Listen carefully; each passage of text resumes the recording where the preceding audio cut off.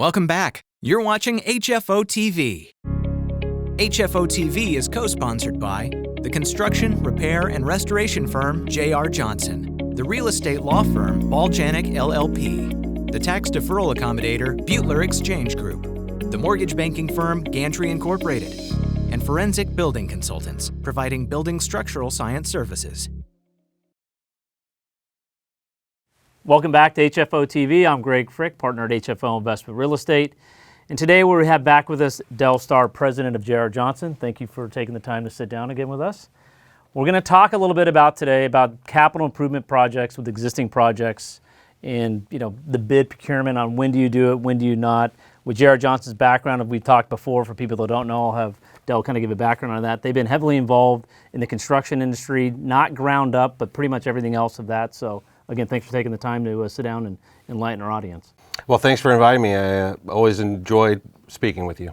So maybe give a quick, for people that are kind of new to HFO, didn't see last time, kind of what, where your expertise is, and then we'll kind of lay into some of the benefits of, Sure. What do you do for capital improvement projects? Sure.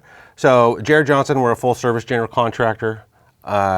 We've been restoring and renovating existing multifamily, HOA, and commercial properties in the Portland area since 1970. Okay.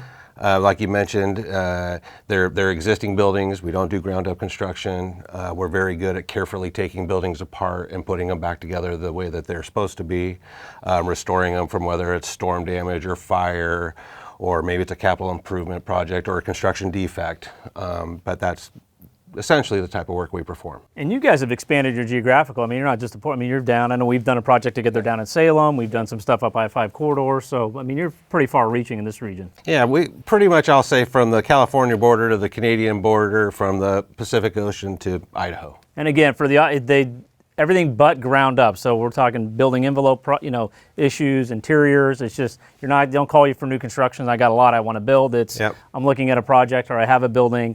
We've got some, things we need to look at. You're the group to bring in. Or I'm thinking of buying a property. What do you think? What kind of condition is it in? We'd be happy to give you our opinion on that. Yeah, because we've done a lot of, deals where you guys have done part of the front end on the due diligence, helping investors kind of figure out what do they have, what do we need a budget for moving forward. Yep. So maybe it's, in this, with what's going on, there's been a lot of, especially in our market, there's a lot of older projects that are now from an economic life or getting to an age where, capital improvements are, on the docket as to, do we do a siding? Do we do windows? Is it, system upgrades? When should an owner, what's the scope where you say it's, you should get bids or, brings, kind of give somebody that. It's typical turnover. We're going to paint and do carpet, understand that. But, right. When is it the time to, hey, I need to call JR and get a kind of a different level? Well, I think that question is almost easier to answer by maybe saying, when is it not a good time to get a bid? Okay. And those cases are a lot of times related to water, right? Okay. Water coming into the building. If you have water coming into your building, it can cause a lot of damage in a very short period of time. So it's very important that you get that water stopped right away. Okay, as quick as possible. You don't have time to solicit bids. You just need the first person that can get out there and get that water stopped. The next important thing is then to start getting the building dried out. Right. Now, after you get the initial water mitigated, right, then you can kind of slow down, pump the brakes, and then if you want to start soliciting bids for making the repairs, looking at where the source was, then you can do that. But Right. that initial response, you need to call someone right away. You don't have time to get a bid. Otherwise, it's going to cost you a lot more money down the road. Gotcha. So roof leaks, right? Broken water pipes. Get those addressed. Just get it in, get it turned, fixed right away. Fire is another one. Your first call is going to be to the fire department. Your second call should be to your restoration contractor or board up, because you're going to want to get your building safed off, boarded up, fenced off, and protected, because it's essentially a crime scene for one until the fire marshal. And you guys do that? Yes, we do. Okay. Yeah, that's all. A lot of this emergency stuff, for whatever reason, seems to happen in the middle of the night. It doesn't happen. It doesn't happen. I think our owners all know. Yes. Yeah, it doesn't happen during normal business hours. Right. So we have a 24/7, 365-day-a-year emergency services. You can call our normal business line.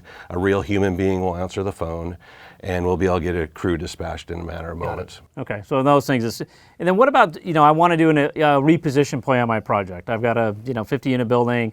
I want to look at, it's a siding, windows, maybe it's roof.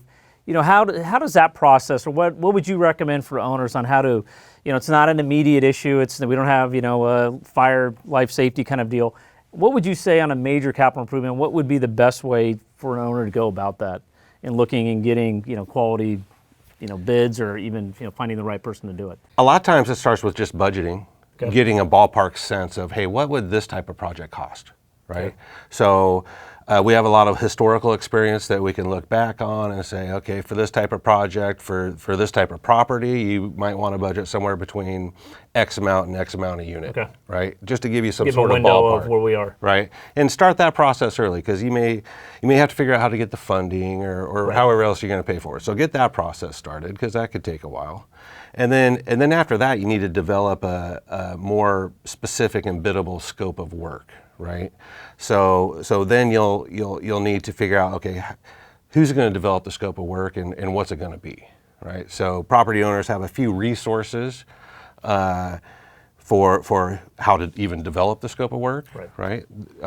And you guys assist in that in terms of coming in and looking at it. If we're going to do this project, yes. Are we looking what's behind the curtain, so to speak? Yep. What could be the surprises? That's going to give us kind of a window on the bid, and then or the scope of work, like you said, and then go to the next step. Yep. Yeah. But if you're going to put together a scope of work, if you're going to want to solicit bids, you're going to want a specific scope of work if you want the bids that you get back to be useful to you. Right. We call it apples to apples. Right. You want to be able to lay out these bids in front of you and look at them and be able to compare them and know that everybody's looking at the same project and pricing the same project, so that as an owner, you know where you're getting the best value. Yeah, going to necessarily the lowest bids, sometimes it's like you said, if it's not apples to apples, have they dug deep enough to know really what's the cause or what's the issue or what we're going to try to repair? Yeah, what are they? I mean, read the words on the bid form or on their proposal, not just the number. Or the numbers. I mean, everyone wants to look straight to that number, but there's a lot of information in the words there that could be important, that may prompt you to ask follow-up questions to those contractors to make sure that they're really including what you think they're including, they're excluding what they should be excluding, to make sure that everyone's on the, even. And then when we're in the middle of the project, once they've gone, that's going to prevent, there's always possible change orders, but the more specific the bids have gotten, that you've got a better chance of kind of staying within that bandwidth. I mean, there's always surprises, but you're trying to limit surprises. Yes. Yeah. So in terms of so the process of, I want to do a siding project, and I've got 4 different siding contractors calling me, or I've got to do a roof project. I mean, do they bring in somebody, a group like you that can do everything and say, kind of give me the assessment, and then we'll make a plan forward? What do you recommend for owners? I would recommend that they start with one source for developing the scope of work, right? So whether they're going to use whether they have somebody who is capable and knowledgeable enough on the property management side that manages the property to be able to do that. On a lot of complicated projects, maybe that might be a little bit out of their skill set to do that. So then you may want to contact a contractor to help with that, develop that scope of work. Or you may want to contract with a architect or building consultant, one of your partners and sponsors, forensics building consultant, right? They'll very skilled at that type of work and a great resource for building owners. To kind of get what the scope is and who to bring in to address, whatever. Yes. They can provide all kinds of services, right? They can find the contractors to solicit the bids. They can make sure that the bids are apples to apples and do the analysis and present that to the owners, and even make recommendations of, well, this contractor is strong here and this one here, and warranties. And does that make your guys' job easier when you've got, I'm assuming you've got somebody more capable on the end, knowing what questions to ask? I mean, I would think it's limiting maybe the surprises down the road. It's so, we always have, in the middle of transactions where, I didn't know it was going to be like, did you really read through what they're, they were bidding this, they forgot to include this part. Right. I mean, so trying to get the more information up front to where, like I said, it's going to apples to apples. It all depends on the client and the property owner. There are some property owners that are ex-contractors themselves, and they're knowledgeable and skilled in this type of bid procurement. Or maybe they've just been repairing buildings for a long time, and they understand it through osmosis, really, right? Yep. So it all depends on the project and the client. Okay. And what do you? I mean, are you now kind of in terms of? We're hearing about there's a slowdown in building, new construction. Has that helped you because we've also heard for the last 5 years the issue of getting quality subs, getting quality. I mean, how do you guys, solve that issue, or how have you done it as a company? I know you guys help perform a lot, which has probably helped it a lot, but maybe. Yes, being able to self-perform and use our own forces is a great advantage, right? We're not at the mercy of the subcontractors. But that being said, we have a lot of the same challenges as well, right? I mean, it's a very competitive labor market. Right. Extremely competitive, probably the most competitive I've ever seen. Here. Yeah, in Portland. Yeah. So, and I'm assuming other parts of the country. I mean, I've talked to contractors in Chicago and Atlanta, and they're having the same problems. Trade issues, or yeah.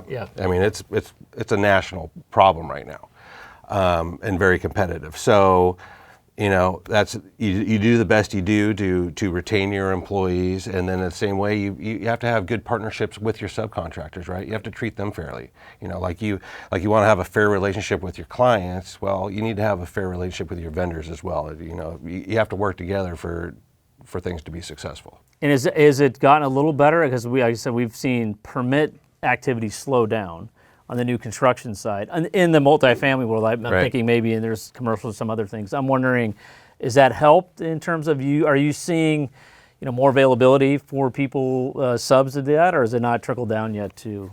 I'm not quite seeing the availability of subcontractors, like them knocking on our door and saying, and dropping their prices. I'm not seeing that. Right. If anything, I'm seeing it the other way around still. There's still a lot of activity out there, and there's a lot of work out there, and subcontractors know that they're actually kind of at a premium right now. Yeah. So they have a little bit of leverage.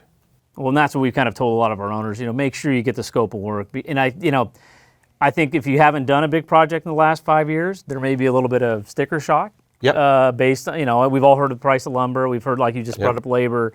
I mean, kind of get in there. Again, if you're just going off the bottom line, maybe they didn't scope it out right. Yep. But, things are, what it cost you to re-roof or re-side 5-6 years ago, it's a little bit different story today. 18 months ago, 12 months ago. Yeah. I mean, it's the price increases in materials and labor have been skyrocketing over the last, 2-3 years. Yeah, which makes it, like I said, not to say you shouldn't be doing projects, but your building needs to be taken care of. Yes. But I think the biggest lesson today is, make sure you get a competent, to get the scope, a competent contractor to look at it. You guys, we've done a lot of projects with JR from the front end and due diligence ahead of time before they even buy the property. So you get an idea of, here's your 5-10 year plan of where you need to set some money aside because everything's great. So. Right. Yeah. Well, thank you for coming in and sharing a little insight on this. We'll see you next time on HFO-TV. Thank you. Thanks. Our entire office specializes in multifamily real estate, making HFO the largest multifamily brokerage in the Pacific Northwest. Your success is our passion. Build your legacy with HFO. Call 503-241-5541 or visit our website at hfore.com for more information.